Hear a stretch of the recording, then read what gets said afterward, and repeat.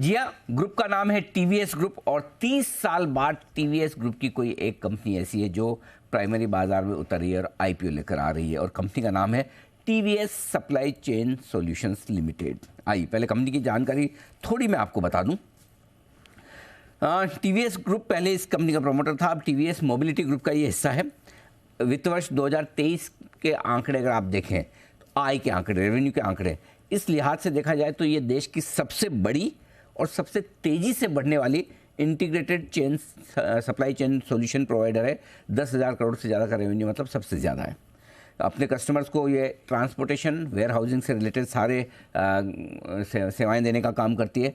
26 से ज़्यादा देशों में कंपनी का कारोबार है और वित्त वर्ष 2023 में लगभग 8,800 कस्टमर्स को इन्होंने सर्विसेज दी हैं। और जो बड़े कस्टमर्स जिनके नाम आप जानते पहचानते हैं, Ashok Leyland, Daimler India, Hyundai Motor, Sony, ये सारे इनकी कस्टमर लिस्ट में शामिल है। पहले इशू की जानकारी दूंगा और उसके बाद हमारे साथ दो खास मेहमान जुड़ने वाले हैं, उनसे मैं आपका परिचय करवाऊँगा। इशू 10 अगस्त से 14 अगस्त तक खुला रहेगा, ठीक है, और प्राइस बैंड है 187 से 197, 187, 197। 76 शेयरों के लॉट में आप अप्लाई कर सकते हैं। 76 शेयरों के लॉट में अगर एक सिंगल लॉट की एप्लीकेशन आप कर रहे हैं, 14,972 रुपये की एक एप्लीकेशन आपको करनी है अगर सिंगल लॉट करते हो। 280 करोड़ रुपए का ऑफर फॉर सेल है, यानी कि जो ऑलरेडी इन्वेस्टर्स हैं वो बेच रहे हैं, लेकिन 600 करोड़ का इशू नया है जो पैसे कंपनी के पास जाएंगे। और प्राइस बैंड चूँकि 197 का, तो ऊपरी प्राइस बैंड पर जो कंपनी का मार्केट कैप बनेगा वो करीबन 8,600 करोड़ रुपए के आसपास का होगा। आइए, दो खास मेहमान हैं हमारे साथ कार्यक्रम में तैयार। रवि विश्वनाथन साहब जुड़ रहे हैं हमारे साथ, जो कंपनी के एमडी हैं, और आर दिनेश साहब जुड़ रहे हैं जो कंपनी के एग्जीक्यूटिव वाइस चेयरमैन है। आप दोनों का स्वागत है। पहले मैं एक बार आर दिनेश साहब का परिचय आपको दे दूं, जो एग्जीक्यूटिव वाइस चेयरमैन है। सर टीवीएस परिवार की 4th जनरेशन के मेंबर हैं। मदुरई यूनिवर्सिटी से सर ने बीकॉम किया है, सीए और आईसीडब्ल्यू में। अरे वाह, क्या बात है। और शुरुआत से कंपनी के साथ जुड़े ही हैं। Auto retail services, digitisation, logistics, ये सारी जो इंडस्ट्रीज़ हैं, यहाँ करीबन 35 साल का लंबा गहरा अनुभव दिनेश सर का है। और दूसरे मेहमान हैं हमारे साथ रवि विश्वनाथन साहब, जो कंपनी के मैनेजिंग डायरेक्टर हैं। आपने भी मद्रास यूनिवर्सिटी से ही इलेक्ट्रॉनिक्स और कम्युनिकेशंस इंजीनियरिंग में बैचलर्स की डिग्री हासिल की है। 2020 से विश्वनाथन साहब साथ में हैं कंपनी के। टेक्नोलॉजी सेक्टर का सर को 33 साल से ज़्यादा का अनुभव है और 29 साल तक इससे पहले टाटा ग्रुप में बड़े पदों पर रह चुके हैं विश्वनाथन साहब, और मद्रास मैनेजमेंट एसोसिएशन के अध्यक्ष भी आप रह चुके हैं। आप दोनों का बहुत बहुत स्वागत है।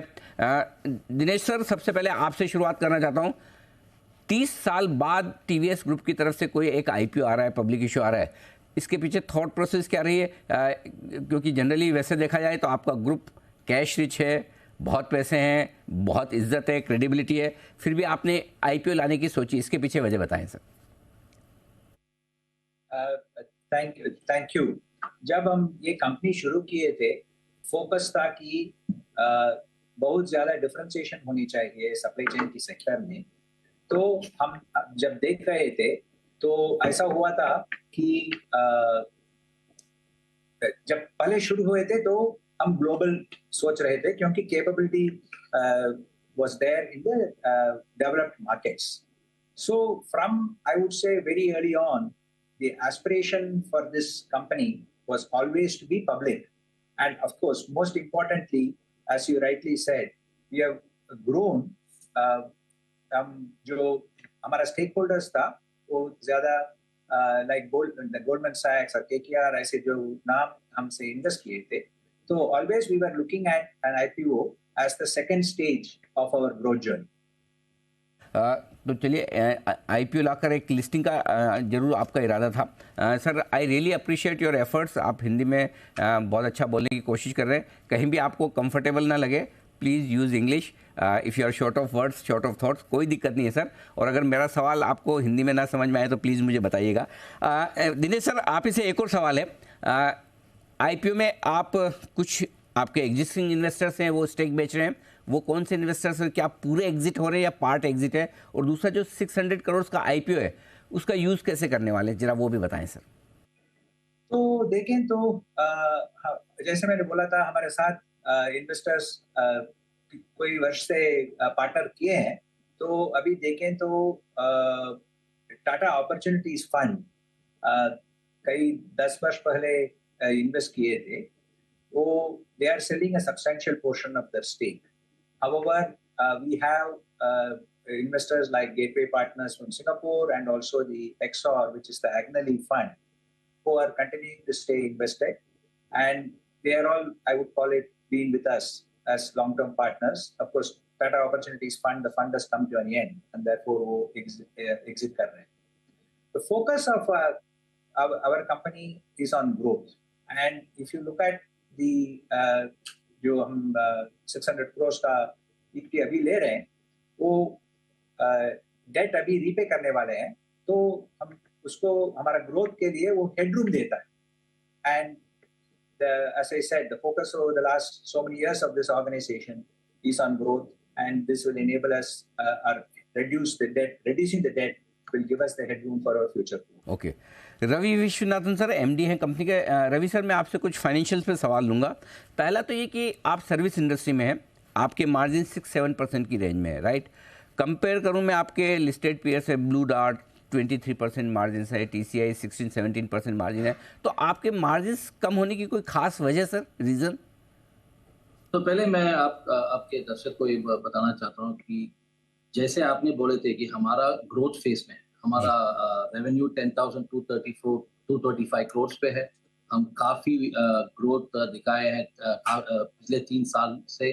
फाइनेंशियल ईयर 20 में हमारा रेवेन्यू था 6,600 करोड़. आपको लगा सकता है कि ग्रोथ कैसा हुआ है. दूसरी बात ये बताना चाहता हूँ कि एबिटा जो है FY20 में 243 करोड़ था, अभी 683 करोड़ है, तो काफ़ी बढ़ाया हमने एबिटा को. मैं ये बताना चाहता हूँ कि हमारा जो इंडस्ट्री में वैल्यूएशन करते हैं वो ईवी एबिटा के बेसिस में करते हैं. तो हमारा ईवी एबिटा अभी ग्रोथ फेज में है. तो आप हमारे लिस्टेड पीयर्स को देखेंगे तो मैं ये बताना चाहता हूँ कि हम ग्रोथ फेज में है. हमारा इंटरनेशनल बिजनेस है और हमारा बिजनेस पोर्टफोलियो है वो काफ़ी डाइवर्स है. हमारा पूरा कंसंट्रेशन कस्टमर के फोकस में. मैं एक और हाईलाइट करना चाहता हूं कि हमारा जो कस्टमर्स है, फॉर्च्यून 500 का कस्टमर, 72 फॉर्च्यून 500 कस्टमर्स है हमारे पास, जो भी बढ़ रहा है. 54 था FY21 में, 61 था FY22 में, अभी FY23 में 72 है. तो हमारा फोकस है जो ऑफरिंग है हमारा, तो एक ऑफरिंग से हम एंटर करते हैं कस्टमर को, उसके बाद we keep on repeating that, be able to sell more capabilities to the customer. Because of our multinational presence, we are able to support our customers in different geographies. So ये बताना चाहता हूँ कि हमारा growth both in revenue and EBITDA is on a significant growth path, and we are a growth phase company, and you have to probably look at us with that lens. Sir, अगर आप अपने आप को growth phase company कहेंगे तो कैसे चलेगा sir? आप तो सबसे बड़ी कंपनी है इंडिया की, लॉजिस्टिक सप्लाई में 10,000 करोड़ का रेवेन्यू, आई एम नंबर 1 है. बट हाँ, प्रॉफिट के लिहाज से आप कह सकते हैं. इसीलिए मैं सोच रहा था कि आपने ईवी एबिटा पर अपना वैल्यूशन किया है, क्योंकि प्राइस मल्टीपल पे बहुत ज़्यादा हो जाता है. यही चीज़ मैं आपसे समझना चाहता हूँ, क्योंकि पिछले 2 साल आपका कंपनी का ऑपरेटिंग लेवल पर आप हर साल प्रॉफिट कर रहे हैं, लेकिन नेट लेवल पर कंपनी का पिछले 2 साल में लॉस रहा है. इस साल प्रॉफिट आया लेकिन अदर इनकम की वजह से, अगर वो हटा दें तो इस साल भी नेट लेवल पर शायद आपके लॉस है.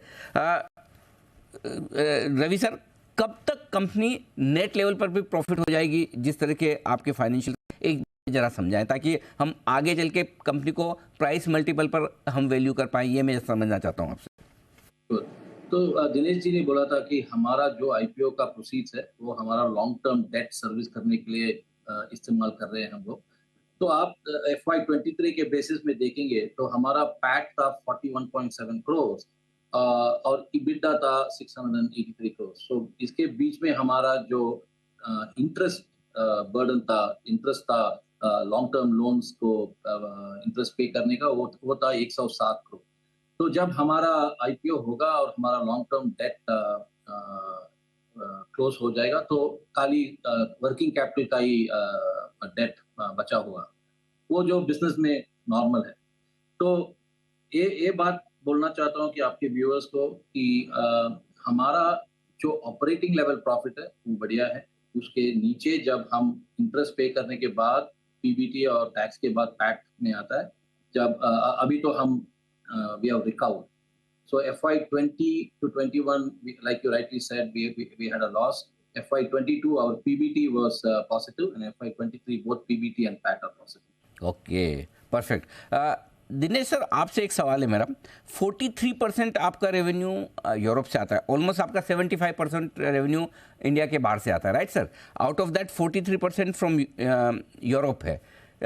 किस तरह का माहौल है वहाँ पर? और क्योंकि चिंता भी लोगों को यही है कि इंडिया तो सब कुछ बराबर है, लेकिन यूरोप में और थोड़े बाकी दूसरे देशों में प्रॉब्लम्स हैं, सो वहाँ पर जरा किस तरह का माहौल है ये बताएं सर।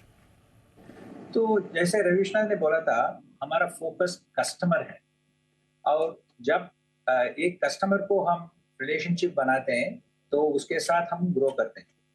दूसरा वाला कि हमारा जो डाइवर्सिटी है कस्टमर बेस का, तो आप देखेंगे तो इंडस्ट्रियल प्रोडक्शन में हम 33% का है, 23% का है ऑटो सेक्टर, 17% का है टेक एंड टेक्नोलॉजी सर्विसेज, 12% का है कंज्यूमर रिटेल का, 7% utilities and other services in other countries. So हम देखेंगे तो जो हमारा यूरोप का और यूके का बिजनेस है वो भी इसी तरह डाइवर्सिफाइड है, और काफी फोकस है लॉन्ग टर्म कॉन्ट्रैक्ट्स और जो business which is I would say very resilient to any changes in the economy. Second point हम ऐड कर सकते हैं कि आप देखें तो